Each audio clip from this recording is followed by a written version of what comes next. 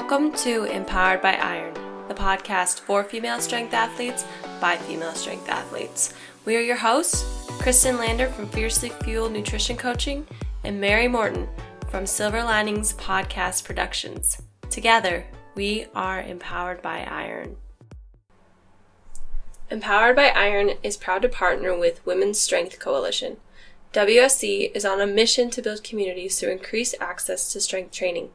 This holiday season, WSC is looking to raise $30,000 in order to open their own community center and gym space. Please use the link in the description below to make a tax-deductible donation to Women's Strength Coalition this holiday season. This episode is brought to you by Fiercely Fueled Nutrition Coaching. The Fiercely Fueled method utilizes research-based facts and principles to create a custom nutrition program with the right amount of macronutrients to reach your goals, keep you healthy, and increase your athletic performance. Fiercely Fueled now offers hormone testing. If you are interested in nutrition coaching and or hormone testing from one of the best in the business, email Fiercely Fueled Nutrition at fiercelyfueled@gmail.com or check out their website at fiercelyfueled.com to sign up. Hey ladies, welcome to Empowered by Iron. This week we have a pretty amazing episode for you as per usual. This week we actually have the founder of Iron Sisterhood, Francess Manias, and I'm sure I just said that wrong even though we just talked about saying it right. She is a world-renowned bodybuilder, basketball player, she's a powerlifter, and she's probably one of the best community builders I've ever come to know in the fitness industry. So thank you so much for being on, Francess. Hello. Hello, and thanks for having me, ladies. I'm very, very excited that we finally actually get to see each other in person, so to speak, and get a chance to have a conversation because this is doing the most.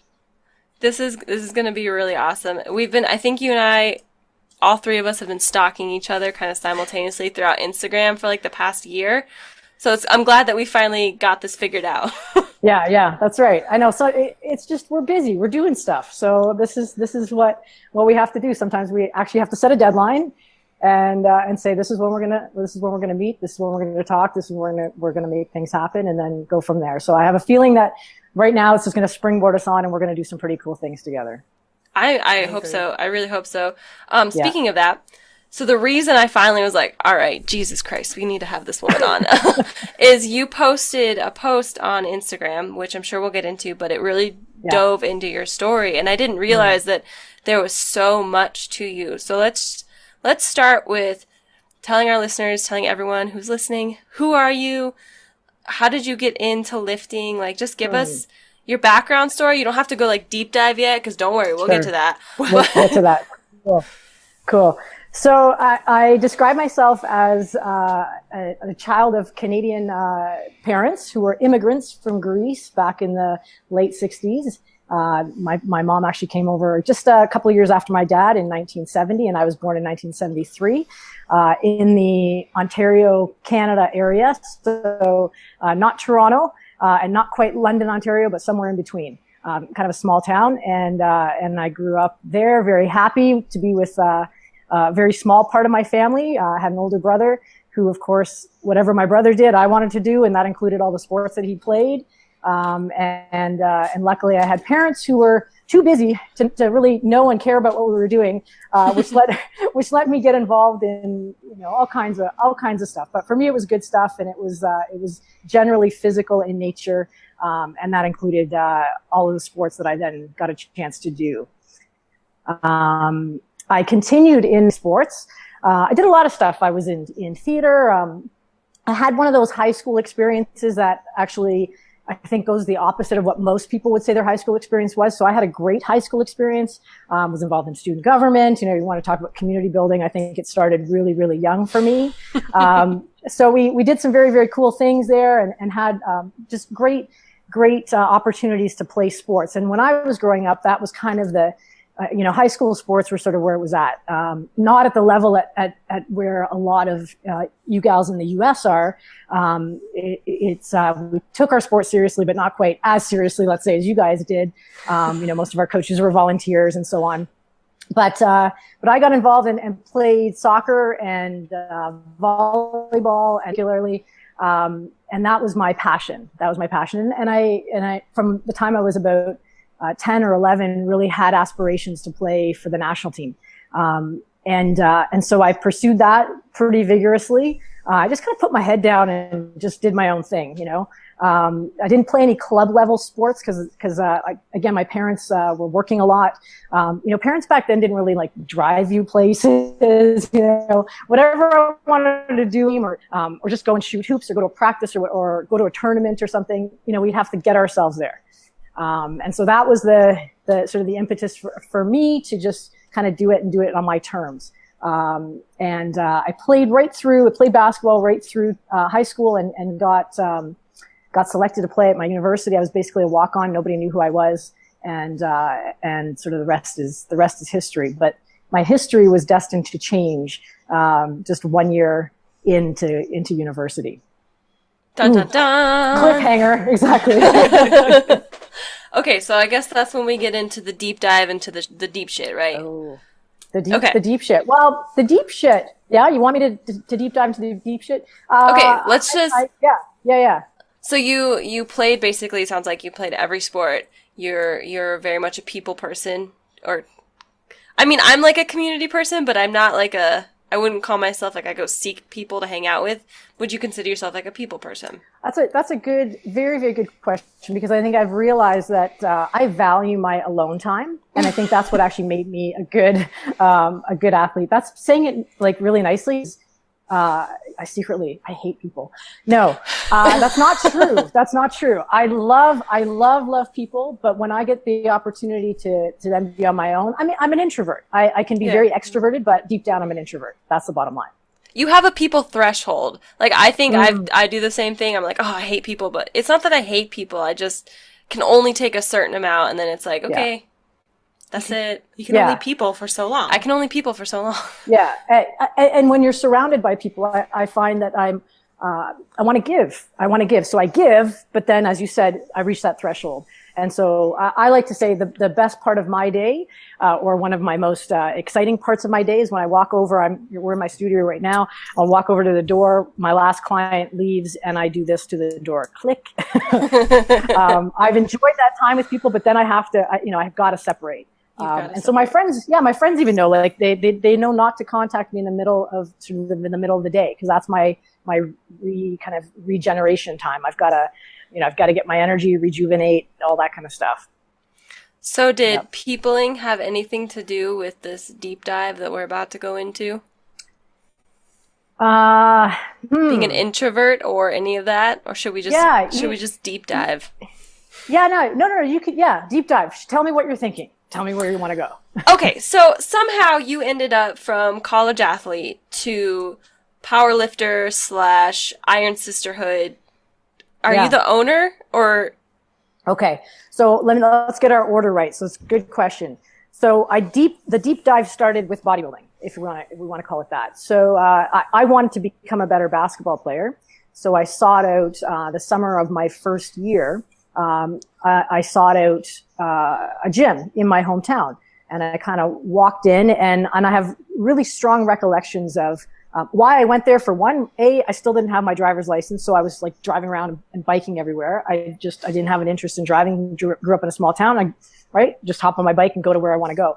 So I walked to the gym, my local gym. It was within let's say half a mile or something. And I showed up, and I have very fond memories of the gym owner. It's a very small gym. Okay, so it's gyms like that, they don't even exist anymore. I don't think they'd be too small. And the woman that owned the gym was, she is now, what's crazy about this is she is now, so I am now older than she was then, if that makes sense. Okay, she was like 40, like 41 or something. I thought, oh man, that's old. And I'm like, oh god.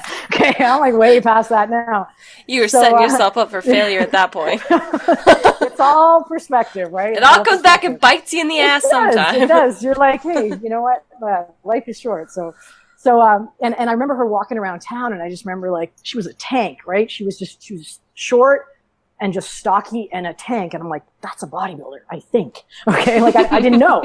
And I walked into the gym and I'm like, I just need this gym membership. And it was what they called back then a key club. Like you actually physically got a key to the gym. The thing weighed a ton, so you wouldn't lose it. And you could train. Okay. This is very common now, but you could train any time of day, right? It was 24 hours. This was really, really weird back then. Okay. And so literally it could be midnight and I could show up and train if I want to. So started to train, and within about a few weeks of being there, the owner kind of pulled me aside and she said, have you ever thought of competing? And I said, like, competing in what? And she said, bodybuilding. And I said, no, I don't even know what bodybuilding is. And she said, why don't you come back like, tomorrow night? It was kind of some random weird thing, and I'll check you out. And I'm thinking, like, check me out. What's there to be checked out? So I just sort of nod, and I'm like, had I turned 20 yet? I may have just turned 20, and I was just about to turn 20. I didn't know. I was just kind of like, okay, like, what do I got to wear? Right? And she's like, oh, like a bikini or something. And I'm thinking a bikini. You're like, excuse me. A bikini. Like I'm thinking, I never owned a two-piece suit, like a bikini. We didn't have sports bras back then. Okay. They weren't even invented back then. I'm not joking. Okay. God. So God, that was a long time ago. Okay. Oh my God. So I'm thinking, oh geez. Okay. So I find something to wear and I go back and she sort of says, all right, like, oh, look, like you've got abs, like, right, and I'm like, well, okay, I've got abs and like your shoulders are this and you're this and you've got great genetics, she said. Still, I'm clueless, right? I have no idea really what she's talking about. And she said, you should be a bodybuilder. And I'm like, okay, but I'm a basketball player. She's like, no, you should compete. And I'm like, okay, whatever, sure. And so she gives me this program and I basically jump in with both feet. I'm still playing basketball in my second year at university. But all like the year is sort of a bunch of training and a bunch of nutrition stuff. That's like just all brand new stuff. And I just basically go, all right, I have no idea what I'm doing. I'm just going to follow this plan. And I have no idea what's going to happen. And I have no expectations. And that basically set me up for really the reason that you and I are talking today. It's really unbelievable when I think about sort of the serendipity of those encounters that seem like super random, right? Mm-hmm. But that change our entire lives. And that was one of them for me. Okay, so this woman checks you out and then you deep dive into bodybuilding.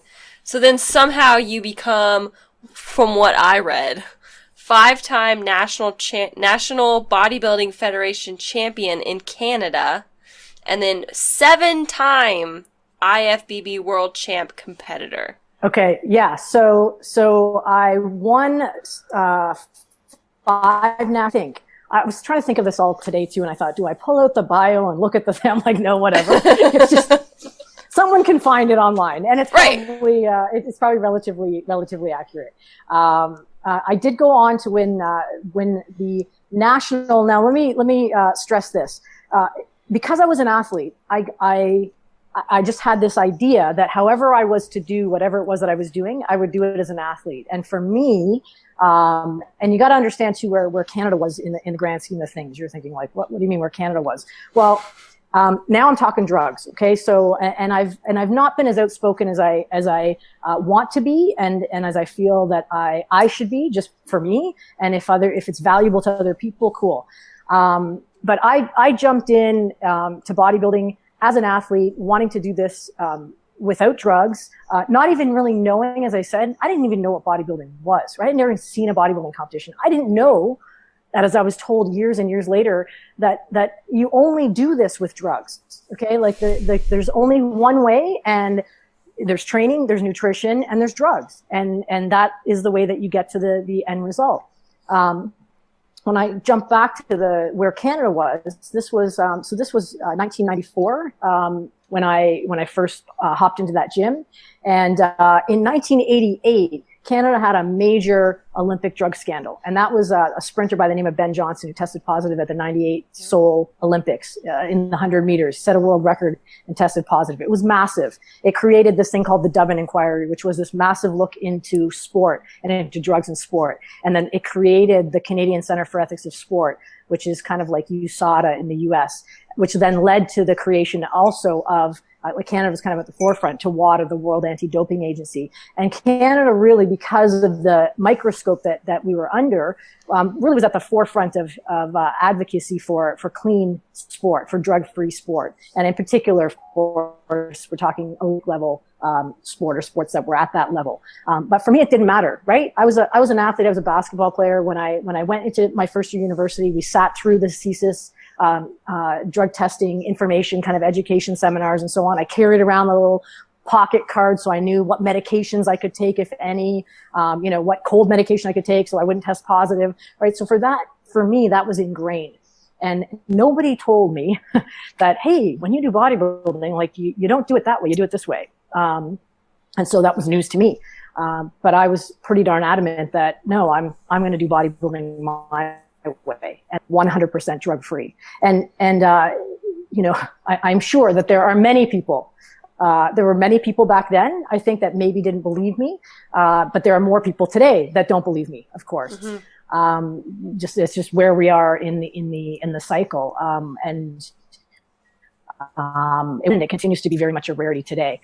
And so that was the start of then my quote unquote bodybuilding career, which I did for 15 years. In fact, we're probably very close to the day of my last bodybuilding competition was 9 years ago, almost to the day. We were in Spain, and it was the last of my IFBB World Amateur Women's Bodybuilding competitions. And that I should say as well, because the sport, as you may know it, or as some of the listeners might know it, has really evolved. There was only bodybuilding back when I first got started. Women's figure didn't exist. Women's fitness was just starting to be something. And certainly there was nothing on the horizon like women's physique. And women's bikini wasn't even anywhere on the radar. What's interesting to me is as this sport has evolved, it's been controlled in many ways by the powers that be, and the powers that be happen to be men, right? Mm-hmm. Men sort of have been at the forefront in terms of administrating the sport and leading the sport and the direction of the sport and the judging of the sport and so on and so forth. And to see the evolution, it's been a real struggle for women, and in as much as women have maybe gained some empowerment, let's say, because they said, hey, we want to do this as well. When guys like Arnold Schwarzenegger back in the 80s were like, women shouldn't be bodybuilding.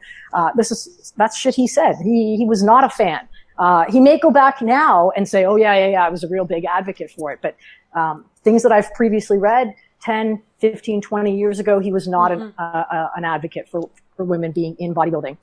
And women have really had a hard time with the nature of that side of women's strength sport.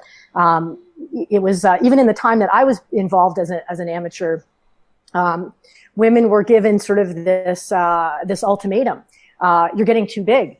All right, this was at the pro level. I can't remember the exact year, but it was in the late 90s, early 2000, when professional female bodybuilders received notice from the IFBB saying you have to reduce your muscular size by 20%. So what does it mean? How can we even? How do you cut off an arm? That would be 20% of your body. Just lose 20% of your body. You're absolutely right. And so it was stuff like that. I mean, that happened, I think, at least one more time until we get to this point, right? Where right. two years ago or 3 years ago, women's bodybuilding just was gone. Poof. The IFBB said, see you later. Now, they did it at the amateur level several years before that. So in 2008, when I last competed at the IFBB Worlds, we still had 3 categories of women's bodybuilding. But then that was eliminated. It went down to 2. I don't even know if they had 1 year of women's bodybuilding, and then it was just gone. And they said, here, let's implement now women's physique. Well, Here's my quick take, and I know a lot of the viewers aren't really into bodybuilding, but I really think that there's some value in understanding this, because it really speaks to us being in charge of our own destinies, so to speak. It's so important for us to talk about these things, whether Kristen and I do bodybuilding or our listeners do bodybuilding, or whether you do Olympic lifting. Like, we are all in this shit together. We need to somehow come together and figure this out. So sorry, continue. Yeah, no, you're absolutely right. But the interesting part is, if you take away something from women, like you can't stop the evolution of training. I have always said this, and you're seeing this on the men's side as well. Okay. The more you train, the more the training effect impacts the body.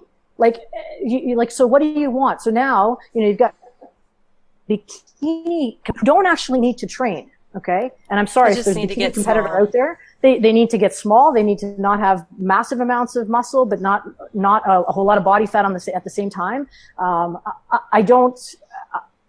It's not my cup of tea, but certainly if they started training with weights, guess what would happen? Well, they'd have to become figure competitors next, right? And if they continue to train, then they'd have to become from figure. They'd have to actually become physique competitors, right?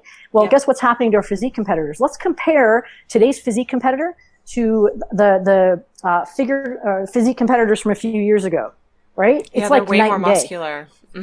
This is just training effect, right? Yep. So what are we going to do next? Like with the powers of, you understand what I'm saying? It's like you can't. It's like PRs, right? You hit a certain PR, and then the next year, it's like, it's stupid to think you won't hit a new PR. It's the same with bodybuilding. It's saying, oh, you can only get to this level of strength, and after that, that's it. Then no more strength is allowed. Exactly. It's ludicrous. And I think then that's the beauty of powerlifting and weightlifting, let's say, and any of the other strength sports, women's, strong man, strong woman. There are no limitations, and I think that's a wonderful way for women to be in control and to be in charge. So it's the wave of the future. And that's why I think you see so many women then just jumping on this. I don't want to call it a bandwagon. I mean, it certainly does seem like it's a bit of a bandwagon. Just because we see it's just rolling. It's growing and growing and growing, right? As you guys have come to learn. Yeah, huge. And I mean, I just want to go back for a second to this. You have to lose 20% of your muscle mass issue, because that is, what sort of message does that send? Like, you don't look desirable. Like, you put in all of this hard work and all this, and you don't look desirable, and the look is all that matters. I just feel like that's such a damaging message to send to people. It is. It's certainly, we have to understand that bodybuilding is certainly all about the subjectivity, right? And it's, absolutely. It is a judge sport, and regardless of the fact whether we're judging, the sort of the 6 aspects, the muscle size and the symmetry, and the density of the muscle, and the cuts, and the skin tone, which is another one that it does come up, and the posing and the presentation. Those are really what matters. But yet beyond that, there is that general sort of subjectivity of you have that quote unquote look. And as we all know, and maybe we don't want to admit, the sexualization behind all of that. It's the reason why we've also seen, and women back then also were at the forefront of the plastic surgery industry, getting breast implants and so on and so forth. Because I can attest to, I'm not a large-breasted woman to begin with. In fact, some people might find this funny, but I willed myself not to have boobs. I'm an athlete. I don't want that. Okay. Oh, girl, I feel you. Yeah. But I had a very, very feminine mother growing up. Okay. She wore the high heel, 5-inch high heels. She wore the little, bosom kind of shirts, and she had hips and a waist and the whole bit. And I was like my mom was the bomb. Okay. Cross between Sophia Loren and Diana Ross. That was my mom. And she had this great physique, and I'm like, but I don't want those boobs. And she didn't have big boobs, but I'm like, no, but I'm an athlete. I don't want those boobs. So you can imagine that when I was actually in shape for bodybuilding, I would have nothing. It'd be like, Frances, cover your privates, and I would do this, right? Okay. But then what would happen is like you would literally put, a posing suit on. And back then, our suits were just all one color, solid color. So black or red or, you're wearing like turquoise blue. And that was it. There was no bling. There was no jewelry. There was no nothing. And a lot of the women were basically looked like, you could pass for a guy. Like if you took your shirt off, you didn't have like any fatty tissue, right? So in order to compensate, to look a little more feminine, that's right. And then stuff could get sort of distorted looking and so on. And maybe you can't see the pecs and you can't, so it really just, it was a difficult thing to be involved in. But women were doing it and have continued to, even on the side, outside of the IFBB now, there's still a place for a lot of the women bodybuilders, things of strength, organization. And you know what, more power to you. If that's, you want to be a bodybuilder, like, I'm like, go for it. In today's day and age, I think we should have the opportunity to do it, on our terms, in our way.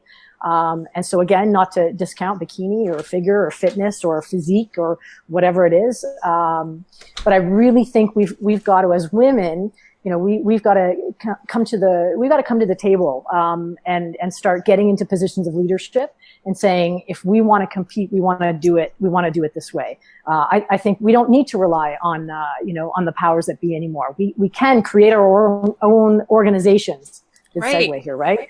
And where we're able to to empower women, we're able to lead them and help them get stronger, get bigger, get faster, whatever the case might be. Yeah.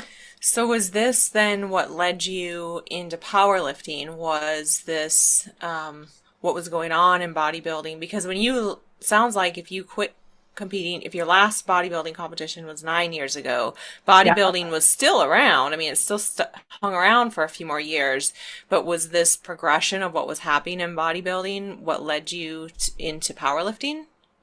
I'd say that it was probably a little bit of an underlying issue for me. I didn't, I personally had been involved at that point for about 15 years, which is a long time. It took me well into my 30s, and I was 35. I just maybe 2 months past my 35th birthday was that last competition, and so it was time. It was, of course, when I took my first year off, I thought, oh, I'm just taking a year off, and then when I took my second year off, I thought, okay, I'm just taking another year off, and then that sort of morphed into. And serendipitously I was introduced. And in fact, I was introduced to this gal. This was kind of cool. So, of course, the internet was not what it is today. Right. And so back in late 2007, I think I was online, and I managed to find a website of this one woman that's kind of in my community or just outside my community. And I thought, who is this? She's posting. And back then you couldn't really post videos. Like, the internet wasn't that good. You could post little tiny snippets, but even the photos didn't look so great. So, you mostly, you could read blogs, right? That was the big thing. So she had a website, she had a little bit of a blog, and I'm like, okay, who is this? And she's a power lifter, and she kind of, was doing some bodybuilding poses, but, a little bit, she doesn't know how to pose. And, I get a phone call one day. So I love how this works. I get a phone call one day, and she says, I'm Krista Schaus. And I said, oh, this is this woman that I've been stalking on her webpage. Okay. You're like, how did she find this out? Yeah, that's totally pretty much it. Because even back then, I didn't have a website or anything, and there was, if you Googled my name, you might find, various things that I'd competed in and so on. And she says, hey, you've been doing this bodybuilding thing. And I said, yeah. And she said, well, I've been doing this powerlifting thing. And we kind of compared our careers, and she had about the same amount in powerlifting in terms of time as I had in bodybuilding.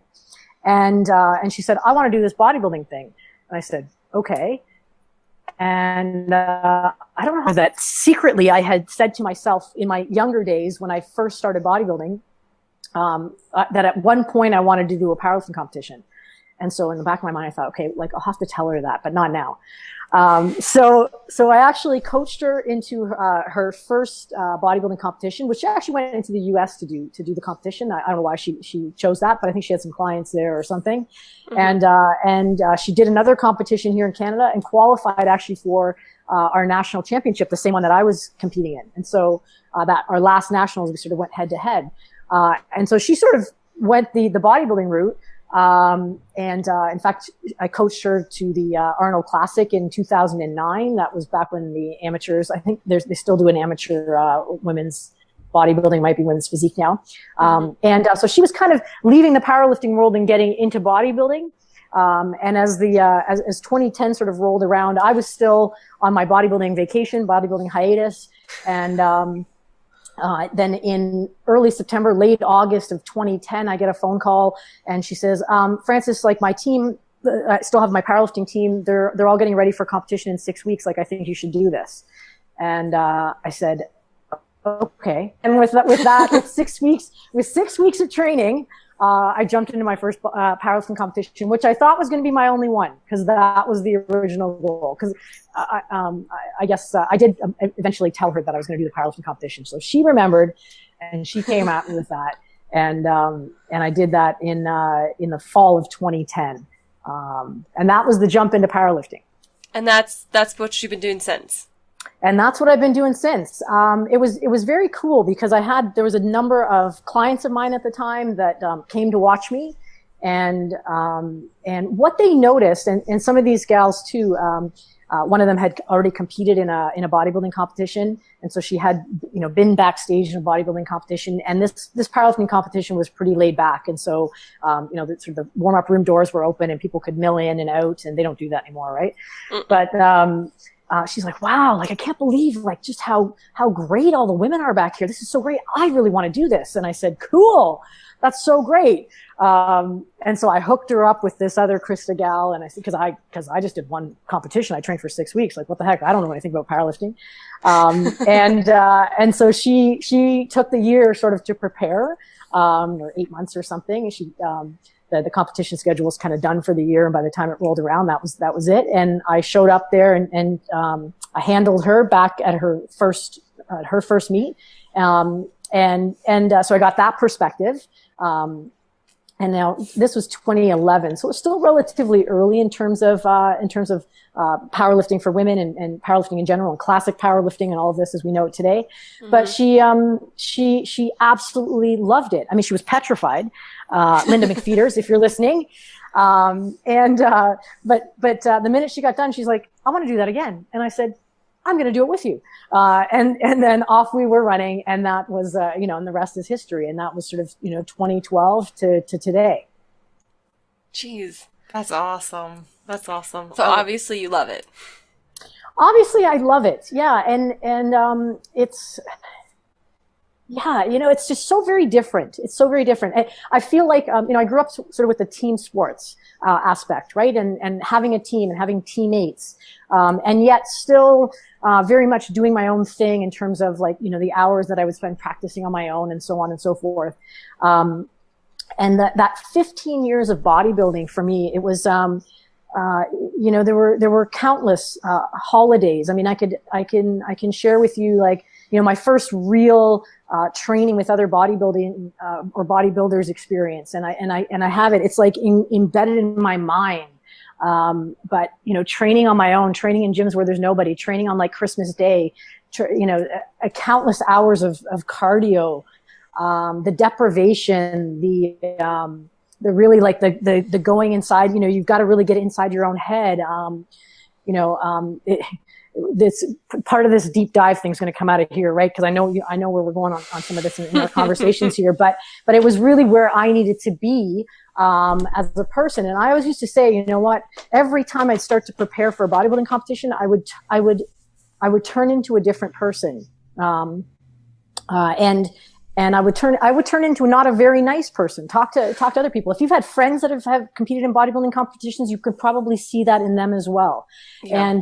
And it became my goal, sort of the more that I went through it, it became my goal to want to do it differently. But unfortunately, the nature of the sport, it's just so very difficult to really do it and to be a good human being at the same time, and to, to do it without being so intrinsically and internally focused.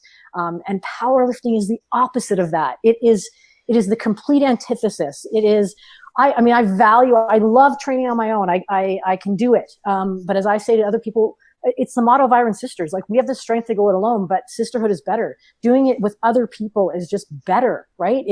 I say when the gals are here training and I've just done a squat set or something, I turn and I say to them, like, I could do this because of you. And they're like, oh no, you could do it, blah, blah, like on your own, whatever. And I'm like, no, this is, I could, but man, I would so rather choose to do it with other people. And that's the beauty of powerlifting, right? Mm-hmm. Yeah, well, you find a community. It's like people like you and people like us, we struggle with finding other people like us, because let's face it, we're kind of weird. Okay, so you're now a power lifter. You've quit bodybuilding, or you've taken a infinite hiatus from bodybuilding. We're not going to say quit. Exactly. And now you're powerlifting. Yeah.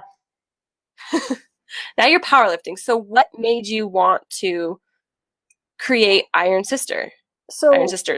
I call it Iron Sisterhood. Yeah, it's so the organization's called Iron Sisters. Somewhere like on Instagram the name was taken, and on Twitter the name was taken. So it's Iron Sisterhood on IG and Twitter.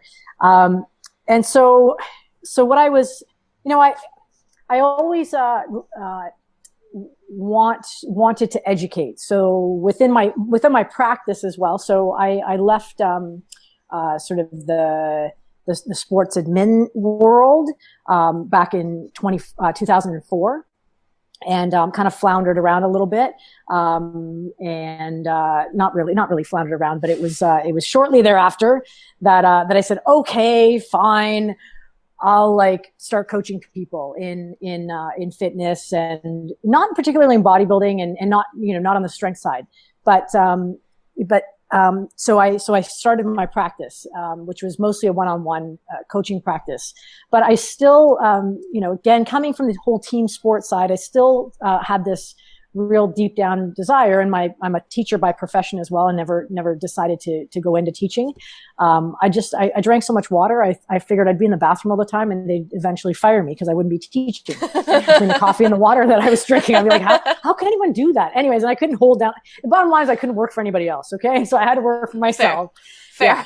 And yet there was always this desire to sort of want to teach. And in fact, this Krista shows gal. So the first iterations, or the first sort of inkling that Iron Sisters might exist happened with Krista. We started to host these what we called Strength and Beauty Unite. It's really cheesy, okay? Totally cheesy. I should find the posters and send them to you, and we could just sort of just pop them up there and you can see them. But really what you had was a hardcore powerlifter and a hardcore bodybuilder coming together and saying, hey, like, we got the goods, right? If you're a woman and you want to put it all together. And so that's kind of like, we joined forces on that. And when we were teaching good stuff, we were teaching sort of cutting edge, because we were both trained by Charles Poliquin. So, we had the biosignature stuff, if some of your listeners are familiar with that stuff. So, from the nutrition side, the strength side, the, body transformation side, the bodybuilding, the powerlifting, the two of us kind of coming together and joining forces really did some cool things. And so we ran a few years worth of seminars that were designed, and sort of mini training camps that were designed for for women who were interested in this.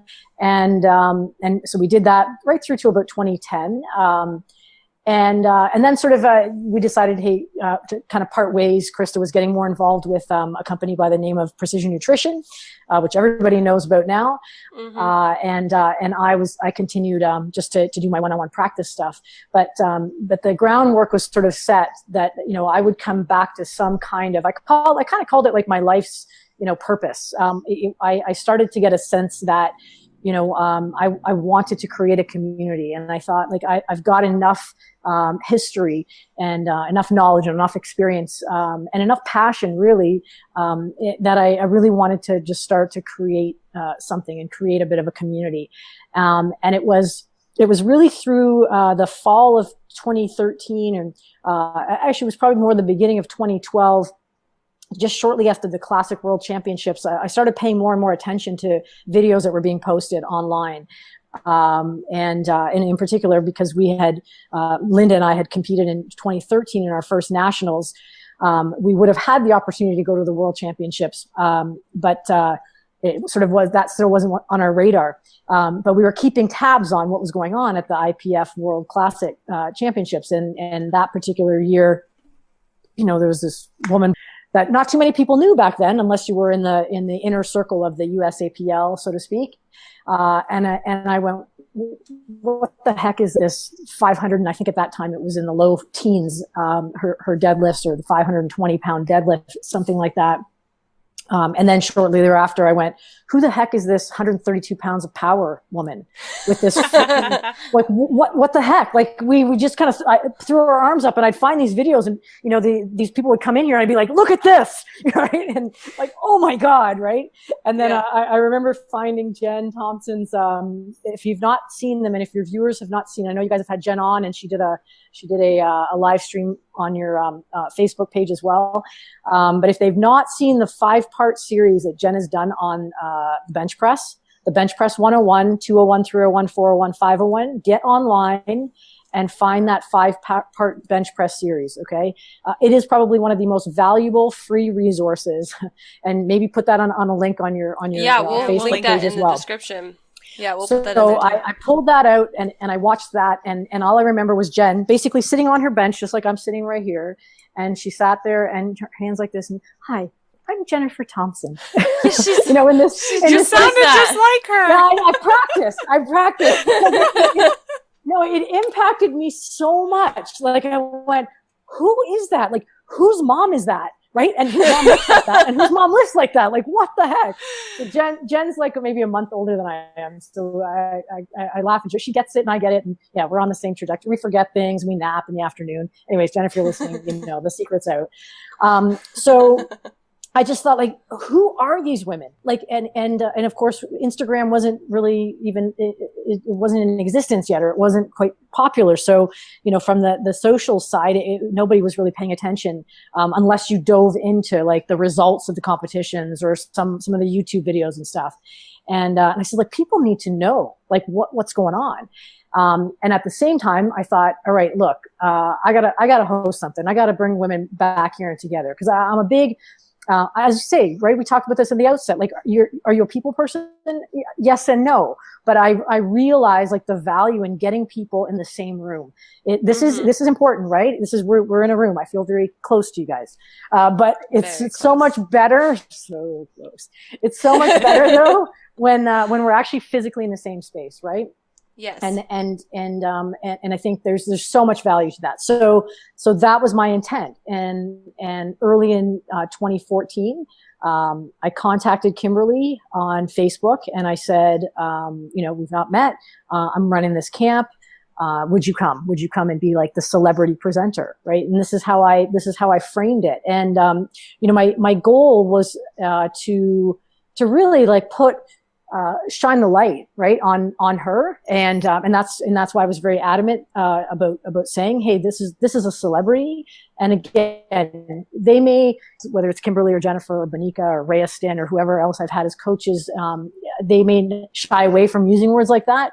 But at that time, that was my thing. I said, like, we got to know I know who you are, but everybody else needs to know who you are. Cause I think there's value in that. And so, I brought her in along with a couple of other, maybe less known coaches, and the rest is history. Poor Kimberly ended up getting food poisoning and presenting that entire day, with food poisoning. It was horrific.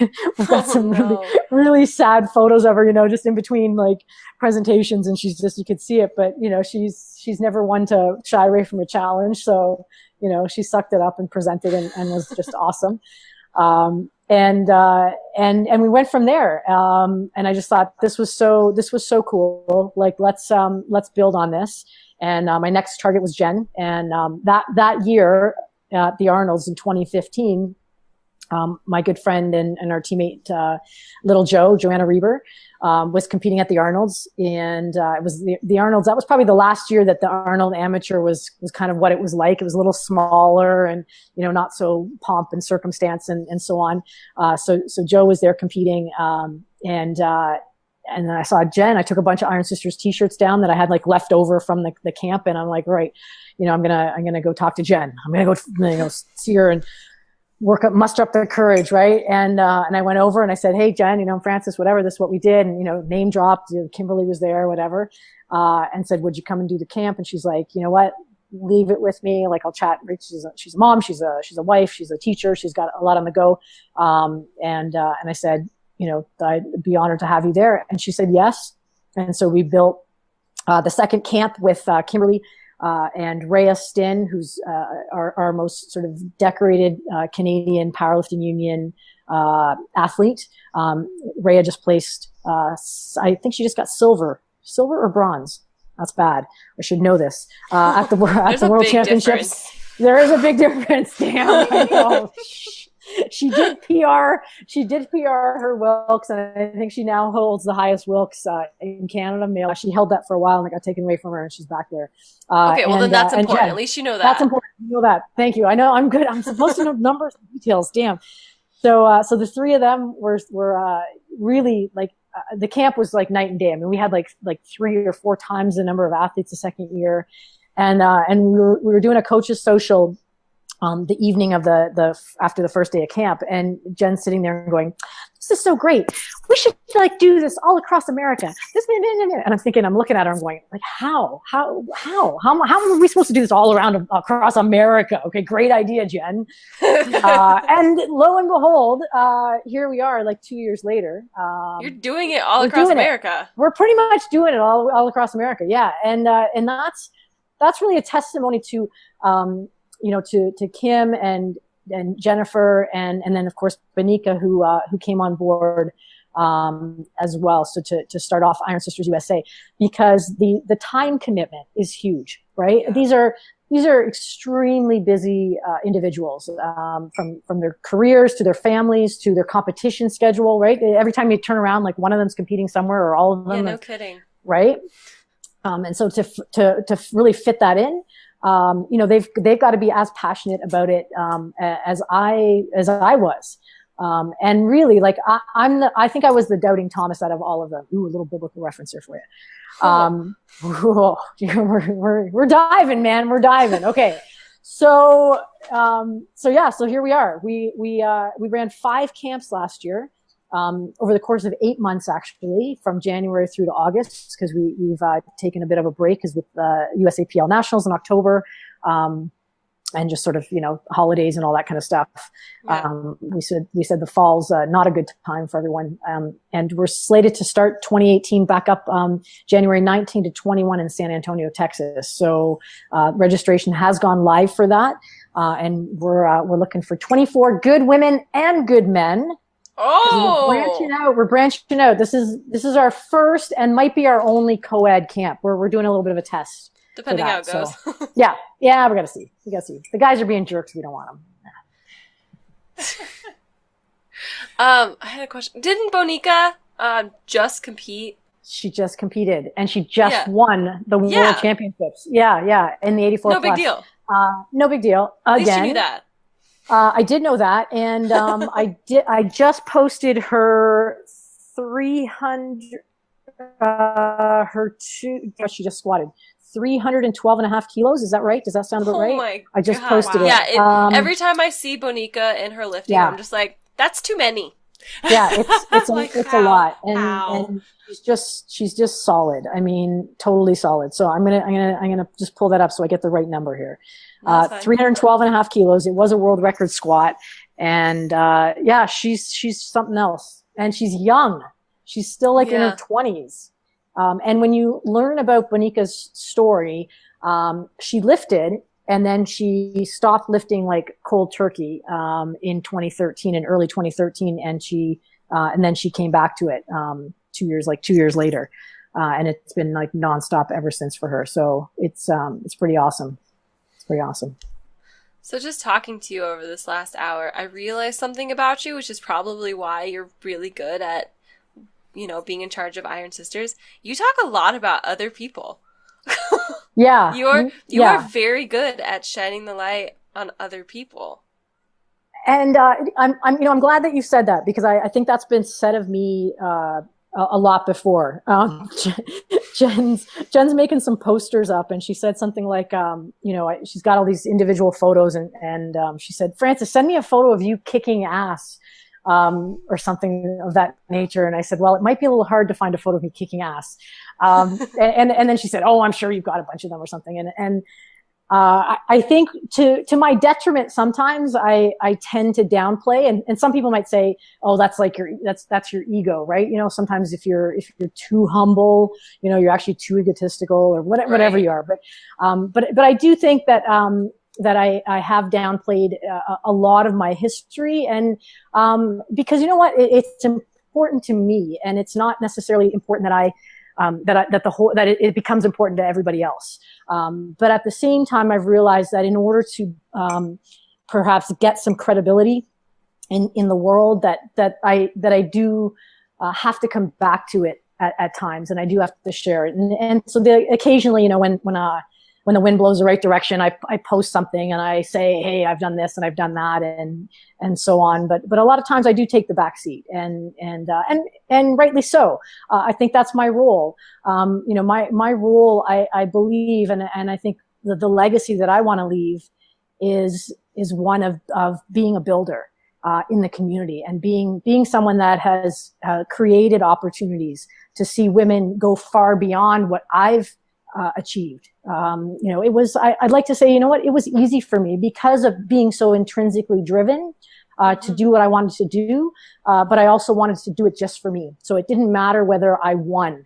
It didn't matter. I have no people ask me, do you have any regrets about bodybuilding? Do you wish you would have maybe taken drugs, or do you wish you would have won, right? Or done more to have maybe won a world championship or whatever. And for me, no, I accomplished every goal that I wanted to accomplish.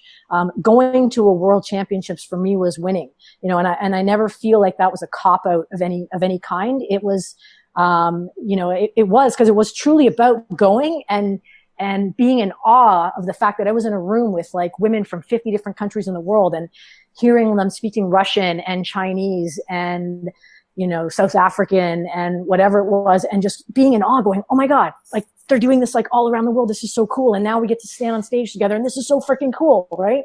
Yeah. So that to me was that was winning. That was what it was all about. Right. So this opportunity that I have now to help educate women, B, to help them become perhaps as passionate about this strength stuff as I am, C, to just uplift people and show what incredible accomplishments that they have, and maybe help push them to help more and more, like whether it's inspiring you guys to continue to do what you're doing, or to help Jen and Kimberly and Bonica actually enhance their platform, beyond just lifting to this, which is what they're doing.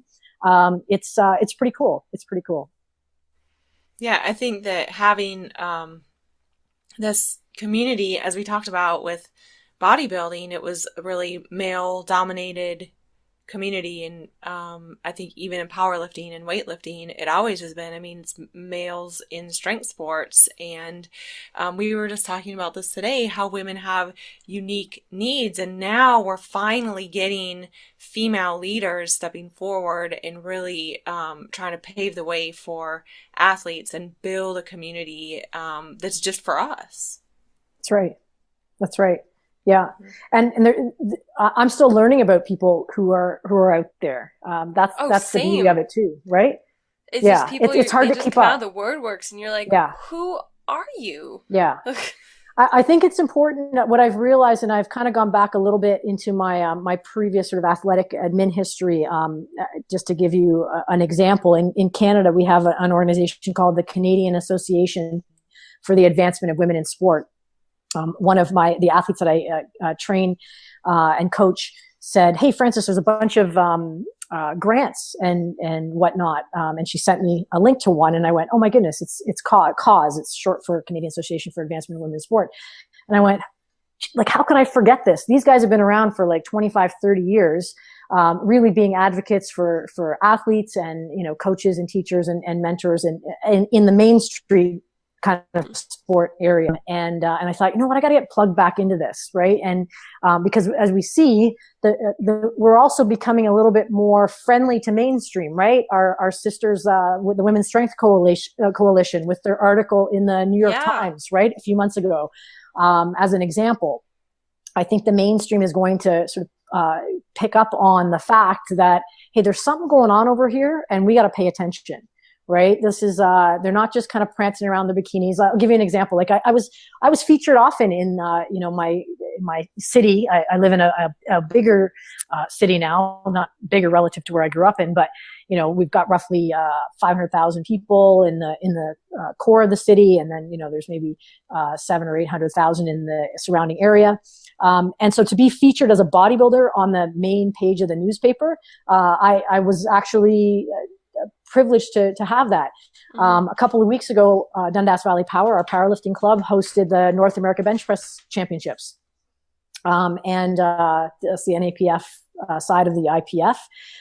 And one of our masters lifters, beautiful, like 3 or 4 photos on the front page of the newspaper. I mean, it was freaking awesome. She's like 66 years old. She's got like bright red hair. She wears like freaking gold, like lifting shoes, bling all over the place. Like, you know, her grandkids are like cheering for her in the crowd. And there she is, like on the front page. And it's so cool. Right. And so I think, like, yeah, we're really poised at a time right now where the mainstream can pick up on us and on what we're doing. And I think that's why we also have to get out there and find not just the smaller, organizations that exist within our sport, but we have to sort of tap into what's already there, what's been there for a while, and show them. And so, case in point, I just applied for a grant to, in particular, I'll share it with you anyways, because I'll make it happen whether we get the grant money or not, because I think this is super important. What I found with Iron Sister Strength Camp is, in order to make it viable to bring these coaches in, to fly them in, to put them up. And when we run Iron Sisters Strength Camp here in Canada, I kind of run it a little bit bigger than what we do when we're on the road in the US, in part because I can house people differently, and the facility I have can handle it, and so on. But in order to do so, I also pay our coaches. What my mandate was to pay the coaches well. You know, I want to compensate them for their knowledge and their experience and what they're doing on that particular camp weekend. And so to do that, then I've got to charge a good fee to attend. But in doing so, that puts a lot of people at a disadvantage, right? Because you've got to have the resources, you have to have the money basically to attend. And for our younger lifters, within the IPF, the sub-junior to junior, ages 14 all the way to 23, it becomes really prohibitive. So the grant that I've applied for, the intent is to host an afternoon session just for sub-junior to junior lifters, to run it sort of as a clinic, and to have it be free of charge. That's so awesome. That they can come and still get the experience. And so regardless of whether I get that grant money or not, I will find it somehow. You know, we've got some great private partners that have come on board. And if not, you know, I will fund it myself, because I believe in it that strongly, that, you know, we've got to also provide those other opportunities. And yet at the same time, if there are women out there that can afford it, you know, I never say to people, go into debt, you know, to do anything. You can decide what you're going to do with your own money, but, you know, we've also got to still continue to charge what we charge for our camps, so that, right, you know, we can be compensated accordingly. And so we can fly and be there. We could drive too, but it's right, easier sometimes Sometimes flying to California is easier than driving there. But we all got to get there. It's crazy. Who would have thought? Where are you guys anyways? You guys are in the Carolinas. We're in South right? Carolina, yeah. You're in South Carolina. Okay. Yeah. And we did have a camp in South Carolina. And we will be coming back, and I expect you both to be there. Hell yeah. Absolutely, we'll be there. Okay, good. Okay, perfect. Absolutely. All right, I'm glad that's settled. All right. That was easy. You touched on something a moment ago, though, that I think is really important, in that athletes, a lot of times, to try to build their name or to try to give back to their community, a lot of times they can be taken advantage of and exploited. And so it really makes me excited to hear that you are paying those coaches well. They, you've got the best powerlifters in the world as part of Iron Sisters, and the fact that they're able to be compensated for their knowledge and the years that they've put into training and gaining that knowledge is awesome. That makes me really happy to hear. We it's akin to going and seeing Tony Robbins, right? Or pick another sort of highly skilled and highly motivational person who's at the top of their game, and you're going for that exact same experience, be motivated, to learn something that you can implement so that you can turn around and become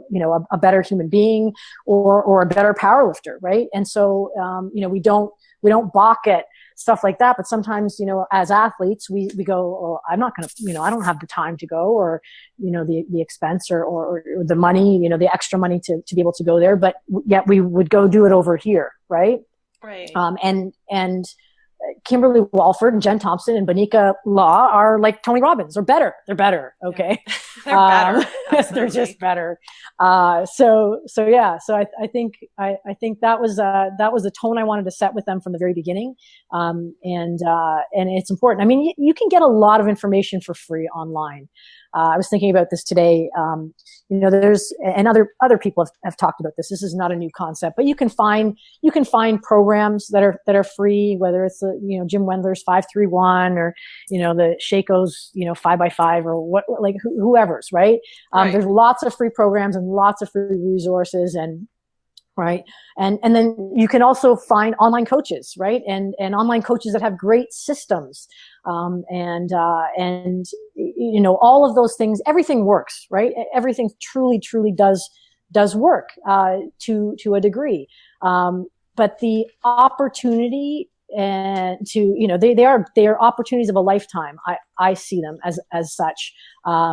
When you allow yourself to have at least one opportunity of a lifetime to be surrounded by some of these women, some of the best in the world, at this very moment in time. And I think the benefits and the values of actually doing it in person, it's huge. We were privy to a lot of incredible stories this year. I'd have to go back to some of these women who shared their stories in terms of the impact that Iron Sisters camps have had on them. And so I can't really even give you the details, but because I'd have to get their permission to sort of share their stories. But needless to say that women have been in positions where this it saved their life. I know it sounds like how could lifting or powerlifting or something like this save their life, but I was shocked to hear where these women have come from and how lifting has made such an impact. And so that very act then of either just going back to a certain place, as it was the case with one woman who shared in particular about going back to exactly where we were in Nebraska for our first camp, and that had a huge impact on her, or just being in that room with all of those women.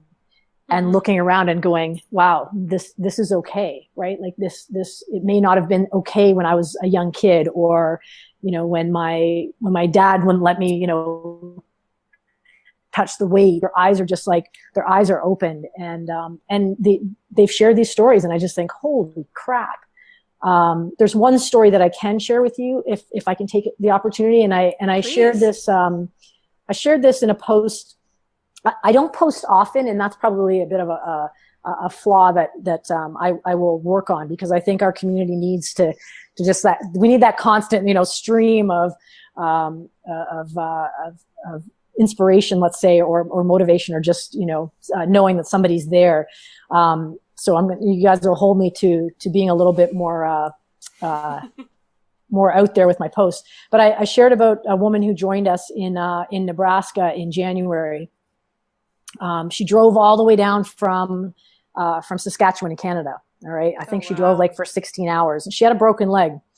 And I think it was like her right leg, which was crazy. I'm like, how the hell did you drive? But anyways, carefully. She couldn't, she didn't even give thought to not being there, even though she could barely squat because she had this, the leg thing. I remember going for like a deadlift PR during the camp and so on. And that was cool, right? We see her at the Arnold's just in a month and a half later, when we had gone down to cheer for Kimberly and Jennifer and Bonica. And she came up to me and said, Francess, I'm not going to be able to come to the camp in Canada, but I want to help. I want to sponsor and do something like that. She said, I'm running this company and I've got some money and I want to be a sponsor. And I said, cool. And she said, but, I'm going in for open heart surgery. She said, I've got this thing and it has to get done. And I'm like, oh crap. Okay. She said, but I'll be in touch with you afterwards. And that was that. And I thought, okay, that's cool. Okay. Said goodbye. A few weeks pass and I try to get connected with her on Facebook. I didn't see any Facebook posts or anything like that. Send her a message, and about a day later, 24 hours later, there's a note that goes up on her Facebook page and says that she died as a result of the surgery. You're going to get maybe a little bit of a crying Francess here right now, but if some people are watching, they'll be like, she always cries, that one. And she was not the most athletic woman. She had worked to lose about 100 pounds, and I think she was wanting to lose about 100 more. But the state of her health over the years had created this issue with her heart, and she needed to get that surgery. And to anybody that knew her name was Jody Grillis. And to anybody who knew this woman, they would say that like she was the epitome really of what Iron Sisters is, or who an Iron Sister is, and who I would call an Iron Sister, because she just saw this thing in the iron that drew her to it. And it didn't matter whether, she was the best in the world. She just wanted to do it. And she put everything that she had into it. And to those who were in her life, to lose this woman just when it seemed like she was getting her life back in so many ways, it was very difficult. And for me to have just met her and to have known that that Iron Sisters experience had made such an impact on her that she wanted to turn around and give back, when she came to me and said that, she wanted to be a part of that camp, even though she wouldn't physically be there, that spoke volumes. And I thought of that when I thought about sharing with the Iron Sisters community about what it is that we do and how it is that we do it, and the why, and the why that we do it. I'm very big on get to that place of understanding as to why it is that you do what you do. We don't have to always have that, warm and fuzzy feeling, or we don't always have to get overly emotional about what it is, but we don't know how long we're going to be here, and we don't know how long it is, which is why I'm a big proponent of, enjoy it, enjoy training, enjoy every rep, every set, every training session, every opportunity that you have to be on the platform. Whether you get a lift or you don't, or you get a PR or you don't, it could actually be the last time that you have that opportunity to do that. And for Jody, that was the case. And that was what I wanted to share about about that and her experience. And it spoke volumes to me. And I really think that there's lots to learn out of that, so that's all I got to say about that. But it's important. Really powerful. It's important. we have this opportunity to learn anytime that we lift. I think our younger lifters can learn from that. I mean, my younger self, I think I knew that inherently. I think I was lucky to know that inherently. I was mentored well, and I think that's where I got that, those ideas and those ideals. And so it's my hope that young and old, we can take that away with us and really lift that way, every time that you have that opportunity. You're going to learn something. And that's maybe why I'm so adamant about Iron Sisters really being about learning. Because it is. I love it. That's a insanely powerful story. And I think that's a perfect way to end the interview. Like, on that note, we didn't really deep dive, but we'll save the deep diving for another time. Part two. Can we do a part 2 at some point? She's like, deep dive. What? Hell yeah. I'm all about the deep dive. I'm like, are we messing? Well, I think this is a great intro. Oh, okay. Everyone just kind of got to know who you are, kind of, and a lot about Iron Sisters. And now, the next time we interview you, we can deep dive and just get really emotional and get our Kleenex and some hot chocolate and just hang out. So where can all of our listeners find you and find Iron Sisters? So you can find us on Facebook. I think it's just /Iron Sisters. You can find us on Instagram at Iron Sisterhood. And that's pretty much the best place. Please check out ironsistersusa.com for all of the information on the upcoming camps on the US side. And ironsisters.ca is not updated quite so much, but again, you're holding me to perhaps sharing a little bit more, blogging a little bit more. July 20 to 21 will be the 5th edition of Strength Camp here in Canada. And so you can connect with me that way. You and I, you collectively and I are going to do something. I don't know what it's going to be, but it's going to be something. Okay. I'm looking forward to that. And you guys are going to come out to our camp sometime in early May at Brutal Iron Gym in South Carolina. So we're going to see you guys in person there. Okay? Oh, yeah. Got it. We'll be there. All right, we'll have more fancy dancy equipment at that point, so we'll even be able to do like multiple recordings. It'll be great. On site during camp. We can do on-site recordings. Perfect. Mm-hmm. I love it. Mm-hmm. I love it. Well, I just want to thank you so much for what you're doing to build the community, and I think that it's really powerful. It's really powerful stuff, and it's needed, so thank you. Very needed. Thank you, you guys. I appreciate everything that you're doing, so keep speaking loud and proud. It's all good. Hell yeah. You keep inspiring people and shit. Sounds good. All right. Thanks so much for coming on, Francess. Thanks, you guys.